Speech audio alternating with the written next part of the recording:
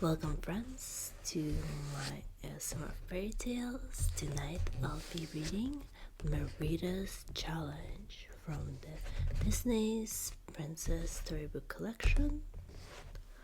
Let's begin. Merida couldn't stop laughing. You three wee bairns think you can climb the Crone's Tooth? The Crone's Tooth was the tallest mountain around. Only the biggest and bravest people have climbed it, including me, she continued. Don't even try. Harris, Hubert, and Hamish scowled. Of course they would give it a try. They were big and brave too. They had to prove it to Merida. As they stood at the foot of the towering rock, Harris and Hubert weren't so sure it was a good idea, but Hamish was ready. I'll show her, he said to his brothers. They gave him a boost, but he struggled to find a handholds in the slippery rock. A little way up, the rock Hamish was standing on fell away. He was left dangling by his fingertips.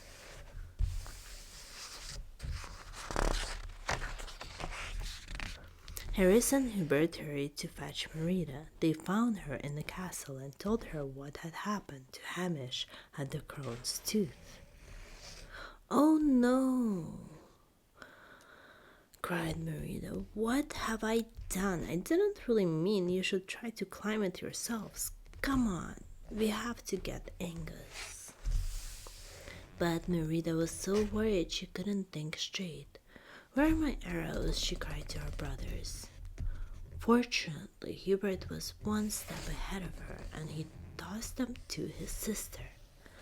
When they got to Angus in the stables, Merida was still worried they wouldn't make it to the Crone's Tooth in time to save Hamish. I'm all thumbs, Merida said. I'll never get this bridle on. Harris quickly helped his sister get ready to ride. Soon they were galloping toward the Crone's Tooth. Faster, Angus, Merida urged. Faster.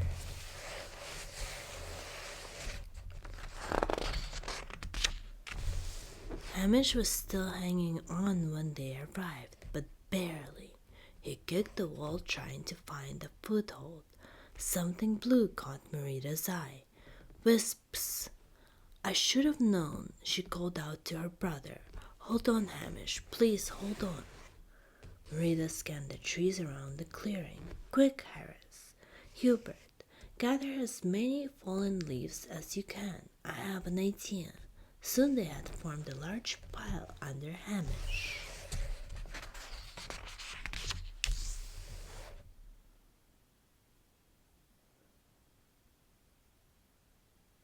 Merida looped the rope around her waist and knotted it tightly. She tied the end to an arrow. Stepping back, she sent the arrow flying over the high branch of a tree.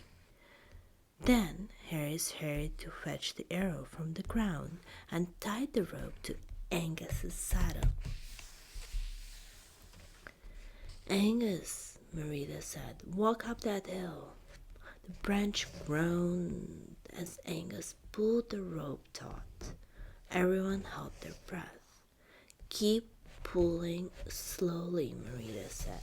The branch groaned again. The rope began to hoist Merida into the air. Fragments of rock pattered down as Hamish began to lose his grip. Just a wee bit longer, Hamish, yelled Merida. Ignore those wisps. Finally, Merida was high enough to grab her brother. I've got you. Merida laughed, hugging him tightly. Angus, you can start walking backward now.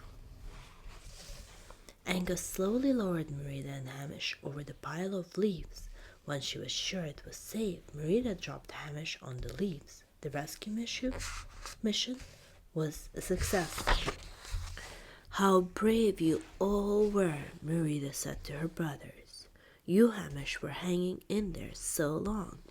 And you, Harris and Hubert, for being so calm and reliable all through the rescue. But the triplets had one more thought on their minds. As the wisps flew away to cause mischief elsewhere, the brothers crossed their arms and looked to their sister.